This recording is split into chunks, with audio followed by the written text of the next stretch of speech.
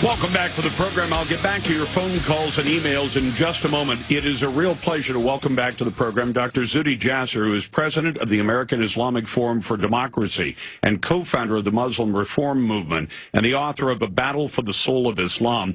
How are you doing, Dr. Jasser? Tough week for America, but thanks for having me back. It's a very tough week for America, and especially because I don't think that our government is going to approach this with the seriousness it needs to be. I think they'll come at it with a bunch of other ideas, including the Democrats, who I guess this afternoon on Capitol Hill are pushing for a ban on more Americans to be able to buy guns and defend themselves. But let me ask you this. Is this a problem involving the religion? Because both Hillary Clinton and Barack Obama seem to be doing everything they can to say, well, this is more of a problem just people hating gay people. It's not really a problem for Islam.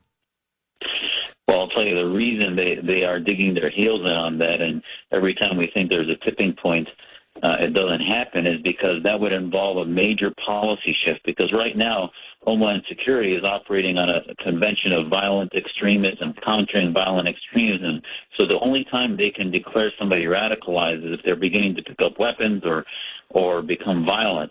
The ideology that leads to that, so if you're dealing with homophobia, so violent homophobia is what they care about. If you're dealing with anti-Semitism, violent anti-Semitism. So even today with Director Comey's remarks, he said this person was radicalized on the Internet. He's defining radicalization as when he began to see jihad as a militant jihad. They won't use the terms because then they'll have to start monitoring and making relevant mosques that preach homophobia, ideologues within the Muslim community that preach anti-Semitism. And that will then target the real source and the root cause. And the president, because of relationships with Qatar, Saudi Arabia, Turkey, these countries that are fueling this global movement, don't want to take on that large task. Well, and in fact, right there in Orlando, within the last couple of months, there was an imam who travels. He's apparently from Iran, but he had come to Orlando to talk about how to deal with homosexuality. And he did a speech behind closed doors, or a sermon, if you will, how to deal with the phenomena of homosexuality. And the answer he prescribed was kill them. And so, you know, they would actually have to take note of that, too, wouldn't they? And this isn't just an aberration, Lars. You pick up a textbook on Sharia that's in most of the mosques in America from the Islamic Society of North America called The Reliance of the Traveler, and this is what it says, based on 13th century Sharia that none of us Muslim leaders have modernized. The president himself, the mosque he went to in Baltimore, the Islamic Society of Baltimore, the Daily Caller posted the YouTube back in February of a sermon from 2013 that was viciously homophobic. And this is one of the reasons our Muslim Reform Movement protested that mosque when the president went there, was not only their misogyny and gender apartheid, but their homophobia. So there is a bigotry of low expectations when it comes to Muslims. And instead of dealing with the root cause, they again want to use it to take away rights from Americans and deal with partisan politics rather than have a global strategy in addressing really the time in history Islam is in right now in fighting theocracy. Well, and yet how long can they continue to deny the root causes of this? You know, somebody who wants to walk into a club that's a popular gay nightclub, it portrays itself as the largest, or Orlando's premier gay club, and shoot people, murder people who are gathered at that club, who probably weren't exclusively gay, but they were there, in a gay nightclub. This man goes in to murder these people, and we have the President of the United States and one of the two candidates for President of the United States coming up in 2017 effectively denying that that's the problem, that that's where his homophobia came from. His killing instinct to go out and kill people is the most likely source seems to be the religion. And we're going to just all pretend that this isn't happening? And, this is the willful blindness when there's an agenda that he doesn't want to get off the tracks on. And when they want to now wait, the stories are coming out where they're going to say that this individual was psychiatrically ill and et cetera, et cetera.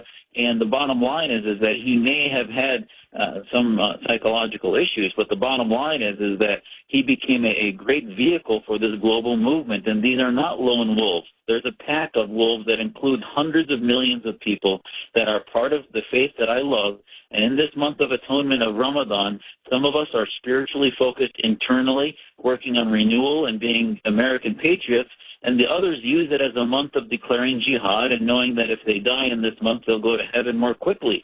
That is something that dichotomy has to be addressed and confronted by our leaders, starting from the president on down, or else that willful blindness will continue this whack-a-mole program that every time a major event happens, I think it's going to be a tipping point, and it just doesn't turn into that. So, Dr. Jasser, what's the best way to push those leaders to that? Because you know that we are capable of doing that. There are times that Congress wants to do something, and the American people says no, and there are times politicians don't want to act, and we can push them to say yes. So how do we go about doing that? Well, I think you find Muslims that they can't label us as Islamophobes, though some of the groups try to, in our Muslim reform movement, and say, listen, the Muslims not only in America, but in the prisons in Saudi Arabia and those that stood against the Brotherhood in Egypt and marched in the streets, all of them reject theocracy. Do you want to stay on the wrong side of history, or do we want to take sides within the House of Islam and use our Muslim reform movement, which is bipartisan?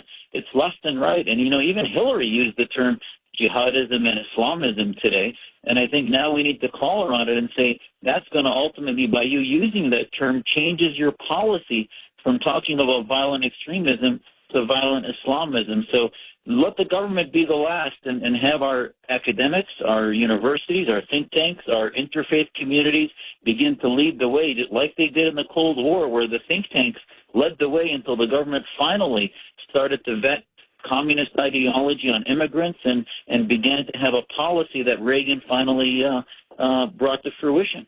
Doctor, are there enough mosques out there that are of the kind that want to, you know, fit into a pluralistic society like this, that they could also be involved in this, that mosque leaders could come out and break with the rest and say, we're going to define ourselves as the ones that do not, you know, subscribe to the idea of going out and murdering people because of their sexuality?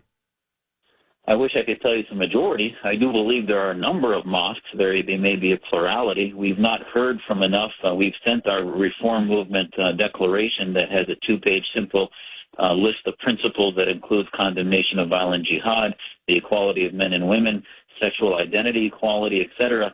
And we've had crickets so far. But there's even some mosques of gay Muslims that I think now should be lifted up as being examples that the community does have reformers, that we don't decide who is and who is not Muslim, that is something between a Muslim and God, and that these radicals, or takfiris as we call them, need to be marginalized and show that there's true ideological diversity within the Muslim community. So if the left really believes in diversity, it's time for them to start lifting up diverse Muslim voices and not just the old Islamists that speak on our behalf. Couldn't agree with you more. Dr. Jasser, thanks very much. I appreciate the time.